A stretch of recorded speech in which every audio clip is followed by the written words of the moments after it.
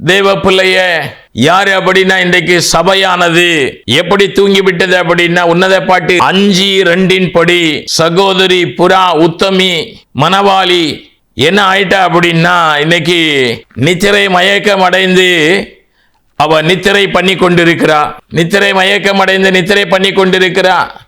அவளுக்கு தெரியல தான் நித்திரை பண்ணி கொண்டு இருக்கிறது உலக காரியத்தின் நிமித்தமாக அவ நித்திரை பண்ணி கொண்டிருக்கிறா. என்ன சொல்லுகிறான் அப்படின்னா, சாக்கு போக்கு சொல்லுகிறான். நான் என் வஸ்திரத்தை கலத்திட்டேன், என் பாதத்தை சுத்திகரிச்சிட்டேன், அதனால நான் என்ன செய்ய முடியாது, எழுந்திருக்க முடியாது அப்படிலாம் தன் நேசருக்கு கதவை திறப்பதற்கு பதிலாக அவ சாக்கு போக்கு சொல்லி கொண்டிருக்கிறா. யாரு சொல்லுகிறா? மணவாளி சொல்லுகிறா. சகோதரி புறா பிரியம், ஒரு நாள்ல தேவனுக்கு பிரியமான ஒரு சபையாக, மணவாளியாக, சகோதரியாக, பிரியமாக, உத்தமியாக காணப்பட்ட அந்த சபைகள் எல்லாம் இன்றைக்கு எப்படி மாறிவிட்டது என்றால், லவோதிக்கா சபை வெளிப்படுத்தின விசேஷம் 3வது அதிகாரத்துல நம்ம வாசிக்கிற 14 வாசிக்கிறோம். இன்றைக்கு சபையானது மிகவும் கொடிய பகுதியிலே கர்த்தருடைய வார்த்தை இல்லாதபடிக்கு வார்த்தைக்கு விலகி உலகத்திலே இருக்கிற மாய்மாலத்தின்படி எல்லாம் என்ன செஞ்சிட்டு இன்னைக்கு போய்விட்டது. எப்படி போய்விட்டது என்றால், மத்தேயு 15வது அதிகாரத்திலே 8-9 படியாய் சொல்லுகிறது, இந்த ஜனங்கள் தங்கள் வாயினாலே என்னிடத்திலே சேர்ந்து, இந்த ஜனங்கள் தங்கள் வாயினாலே என்னிடத்திலே சேர்ந்து தங்கள் உதடுகளினாலே என்னை கனம் பண்ணுகிறார்கள். நல்ல கவனிங்க, இந்த வாயினால இந்த உதடுனால என்ன செய்யறாங்க? வாயினால சேர்ந்து உதடுனால நம்ம கனம் பண்ணிக்கிறோம். அவர்கள் இருதயமோ எனக்கு தூரமாய் விலகி இருக்கிறது. வாயாலையும் உதடாலையும் நாம் கனம் பண்ணிக்கிறதுனால பிரயோஜனம் அல்ல. இருதயத்தின் ஆழத்தில் இருந்து நாம் என்ன செய்யணும் அப்படின்னா, தேவனை கனம் பண்ணுகிறவர்களாக என்ன செய்யணும்? காணப்படணும். இருதயத்தில் இருந்து தேவனை துதிக்கணும். இருதயத்திலிருந்து தேவனை நாம் என்ன செய்யணும்? மகிமைப்படுத்துகிறவர்களாக நம்முடைய இருதயம் அவர் தங்குகிற ஆலயமாக காணப்படணும். இது நல்ல ஒரு நிலமாக காணப்படணும்.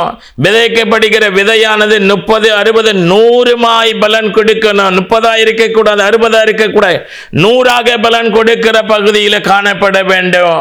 தேவ பிள்ளையே, மத்தேயு 12:35 நல்ல மனுஷன் இருதயமாகிய நல்ல பொக்கிஷத்தில் இருந்து நல்லவைகளை எடுத்து காட்டுகிறான், பொல்லாத மனுஷன் பொல்லாத பொக்கிஷத்தில் இருந்து பொல்லாததை எடுத்து காட்டுகிறான். அப்ப தேவ பிள்ளையே, வாயினாலே உதடுகளினால் அல்ல, நல்ல மனுஷன் தன்னுடைய இருதயமாகிய பொக்கிஷ சாலையில் இருந்து நல்லவைகளை எடுத்து தேவனை மகிமைப்படுத்துகிறவளாக நாம் என்ன செய்ய வேண்டும்? காணப்பட வேண்டும். இன்றைக்கு நம்முடைய வாயினாலே உதடுனாலே கனம் பண்ணுகிற நம்முடைய இருதயமோ பாவம் நிறைந்ததாக, வெள்ளை அடிக்கப்பட்ட கல்லறையாக, தேவனுக்கு பிரியமில்லாத ஒரு பகுதியில் நம்ம என்ன செய்கிறோம்? காணப்படுகிறோம். மார்க்கு 7வது அதிகாரத்தில் நம்ம வாசிக்கிறோம். 21வது வசனம் இப்படியாய் சொல்லுகிறது, எப்படி எனில் மனுஷனுடைய இருதயத்துக்குள் இருந்து பொல்லாத சிந்தனைகளும் விபச்சாரங்களும் வேசித்தனங்களும் கொலைபாதகங்களும் களவுகளும் பொருளாசைகளும் துஷ்டத்தனங்களும் கபடு காம விகாரங்களும் வன்கண்ணும் தூஷணமும் பெருமையும் அதிகேடு புறப்பட்டு வரும். எங்கிருந்து புறப்பட்டு வருகிறது? மனுஷனுடைய இருதயத்திலிருந்து புறப்பட்டு வருகிறது. நாம் வாயினாலே அவரை வாயினாலே உதடுகளினாலே கனம் பண்ணுகிறோம். நம்முடைய இருதயமோ வெள்ளை அடிக்கப்பட்ட கல்லறைக்கு ஒப்பாக, எப்படி அந்த கல்லறையிலே உள்ளே மரித்தவருடைய எலும்புகளும் சரீரத்துடைய பகுதியில் இருக்குமே, ஆனால் புழுக்களும் காணப்படுகிறது, அசுத்தங்களும். அதே போல இன்றைக்கு நாம் என்ன செய்கிறோம் அப்படின்னா, நாம் தேவனை ஆராதிக்கிறவர்களை போல நம்ம என்ன செய்கிறோம்? நடிக்கிறோம். எப்படி நடிக்கிறோம் அப்படின்னா, மத்தேயு 15:8 சொல்லப்பட்டது போல நாம் எப்படி காணப்படுகிறோம் அப்படின்னா, இந்த ஜனங்கள் தங்கள் வாயினாலே என்னிடத்திலே சேர்ந்து தங்கள் உதடுகளினாலே என்னை கனம் பண்ணுகிறார்கள். இவருடைய இருதயமோ எப்படி இருக்கிறது? எனக்கு தூரமாய் இருக்கிறது. எப்படி தூரமாய் இருக்கிறது? அது பரிசுத்தமுள்ள இருதயமாக, தேவன் தங்கி தாபரிக்கிற ஒரு இருதயமாக, தேவன் வாசம் பண்ணுகிற ஒரு இருதயமாக அல்லாதபடிக்கு, இருதயத்திலே மார்க்கு 7:21 சொல்லப்பட்டது போல பொல்லாத சிந்தனைகள், விபச்சாரங்கள், வேசித்தனங்கள், கொலை, பாதகங்கள், களவுகள், பொருளாசைகள். இன்னைக்கு பாருங்க, பொல்லாத சிந்தனை நம்முடைய இருதயத்தில் இருந்து என்ன செய்கிறது? புறப்படுகிறது. விபச்சார சிந்தைகள், வேசித்தன சிந்தைகள், கொலை, பாதக சிந்தைகள். நம்ம ஒவ்வொரு பகுதியில் நம்ம சிந்திக்கிறோம். அநேக காரியத்தில் நீங்க யோசிச்சு பாருங்க, நமக்கு பிடிக்காதவர் ஏதாவது சொல்லிவிட்டார் அப்படின்னா அவருடைய முகத்துக்கு நேராக சில காரியங்களை நாம் சொல்ல முடியாட்டா கூட நம்ம என்ன செய்வோம் அப்படின்னா, இருதயத்திலேயோ சிந்தையிலேயோ நம்ம என்ன செய்வோம் அப்படின்னா, ஒன்னெல்லாம் நான் விட்டு வச்சிருக்கிறேன், ஒரு நாள் வரட்டும், சரியா, உன்னை என்ன பண்ற பாரு அப்படின்னு நம்ம சிந்தையிலேயே நம்முடைய இருதயத்திலே பேசிக் கொண்டிருப்போம். இதெல்லாம் நம்முடைய இருதயத்திலேயும் சிந்தையிலேயே இருந்து புறப்பட்டு வருகிற கொலை, பாதகங்கள், தேவனுக்கு பிரியமில்லாத வேசித்தனங்கள், விபச்சாரங்கள், இப்படிப்பட்ட காரியங்கள். இன்றைக்கு கிறிஸ்தவத்திலே இன்றைக்கு தேவனுடைய பிள்ளைகள் என்று சொல்லுகிறோம். களவுகள், பொருள் ஆசைகள். இன்றைக்கு பிறருடைய பொருட்களை நாம் என்ன செய்து விடுகிறோம்? எடுத்து விடுகிறோம். நமக்கே தெரியாது இதில் என்ன இருக்குது அப்படின்னு சொல்லுகிறோம். அதல்ல, நம்முடையது அல்லாதது எதையும் நாம் என்ன செய்யக்கூடாது, எந்த காரியத்தில் நாம் எடுக்கக்கூடாது, பிறருடைய பொருட்களை நாம் விரும்பக்கூடாது. ஆமா, தேவ பிள்ளையை பிறருடைய பொருட்களை விரும்பக்கூடாது. ஆனா இன்னைக்கு பிறருடைய தாரத்தை தூக்கிட்டு ஓடிடுறான். அப்படிப்பட்ட ஆள்லாம் எங்க இருக்கிறாங்க அப்படின்னா இன்னைக்கு ஊழியங்கள் செய்து கொண்டு காணப்படுகிறாங்க. அப்ப தேவ பிள்ளையே, இன்னைக்கு களவு, பொருளாசை இன்னைக்கு என்ன அப்படின்னா அநேக ஜனங்களுடைய வாழ்க்கையில இந்த கிறிஸ்தவ வட்டாரத்தில் இந்த சபைகளுக்குள்ள நாம் பார்ப்போமே ஆனால் பொருளாசையினாலே சபைகள் எல்லாம் நிரப்பப்பட்டிருக்கிறது. கிறிஸ்தவுடைய சபை என்று சொல்லுகிறார்கள். ஆனால் இன்றைக்கு பொருள் ஆசையினாலே சபைகள் என்ன செய்திருக்கிறது? நிரப்பப்பட்டிருக்கிறது.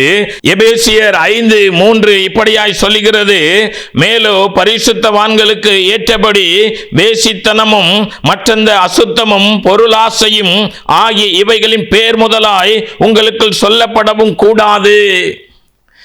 என்ன அப்படின்னா, வேசித்தனமும் மற்ற இந்த அசுத்தமும் பொருளாசையாகிய இவைகள் பேர் முதலாய் என்ன செய்யக்கூடாதா?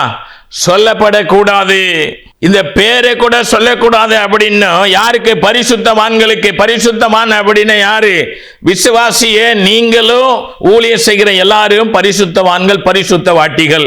நம்ம இந்த பொருளாசை, வேசித்தனம், மற்ற இந்த அசுத்தமான பேர் முதலாய் என்ன செய்யக்கூடாதா?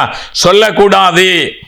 ஆனா இன்றைக்கு என்ன அப்படின்னா, சபையானது முழுக்க முழுக்க எதுல காணப்படுகிறதுனா பொருளாசைக்குள்ள சிக்கி தவித்து உலகம் போற போக்கில் என்ன செய்து கொண்டிருக்கிறது?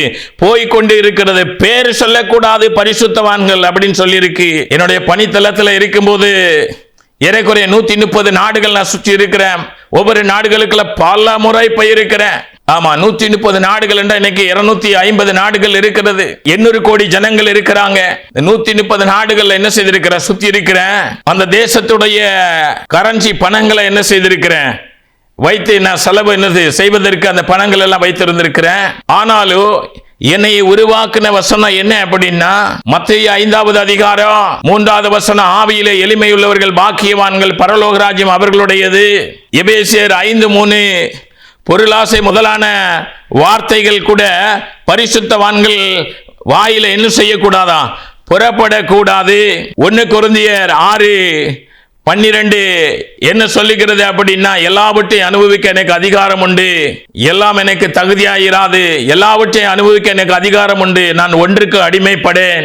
அப்ப தேவ பிள்ளையே, இப்படிப்பட்ட காரியங்கள் பிலிப்பியர் 3வது அதிகாரத்தில் அப்போஸ்தலனாகிய பவுல் சொல்லுகிறாரு, கிறிஸ்து இயேசுவை அறிகிற அறிவின் மேன்மைக்காக நான் லாபமான அனைத்தையும் நஷ்டமும் குப்பையும் என்று எண்ணுகிறேன் சொன்னது போல, இவ்வளவு உலகத்தில் சுற்றினாலும் நான் இந்த உலகத்தில் இருக்கிற எந்த ஒரு பொருளினாலும் தன்னை என்ன செய்தது கிடையாது, எதை எனக்கு வைத்துக் கொள்வது கிடையாது. அதிகமாக இன்றைக்கு வரைக்கும் என்ன செய்கிறது கிடையாது. என்னைக்கு ஒரு செல்போன் வந்ததோ அன்னையிலிருந்து நான் வாட்சி கூட கட்ட மாட்டேன். ஏன் இதெல்லாம் அப்படின்னா, நான் அன்னைக்கு விசுவாச வாழ்க்கையிலேயே என்னை தேவன் என்ன செய்தாங்க? ஆழ்கடலிலே ஒரு 4 சுவருக்குள்ள என்னை உருவாக்குனாங்க. வேத வசனத்தின் மூலம் உருவாக்குனாங்க. வைராக்கியமாய் வாழ வைத்தாங்க. அபிஷேக வல்லமையினால நிரப்புனாங்க. தேவ சத்தத்தை கேட்க வைத்தாங்க. தரிசனங்களை காண்பித்தாங்க. இதெல்லாம் நடக்கிறவைகளை பார்க்க கர்த்தர் என்ன செய்தாங்க? என்னை மாத்திரமல்ல, அதாவது இந்த காரியங்களை நான் என்ன செய்வேன், நான் வீட்டுக்கு சொல்லுவேன். இப்படிப்பட்ட காரியங்களை ஆண்டவர் காண்பிக்கிறாங்க அப்படிங்கிறத. அதற்கு காரணம் என்ன அப்படின்னா, பரிசுத்த ஆவியானவர் என்னை உருவாக்கினாங்க. முதல் நாளிலே அபிஷேகம் பண்ணப்பட்டவன் தேவனோடு வாழ்கிற ஒரு வாழ்க்கையை என்ன செய்து அதிகமாக வேத வாசிப்பு, ஜெபம், முழங்கால், கண்விழிப்பு, உபவாசம், சத்தியத்திற்காக வாழணும், வைராக்கியம் பாராட்டணும்.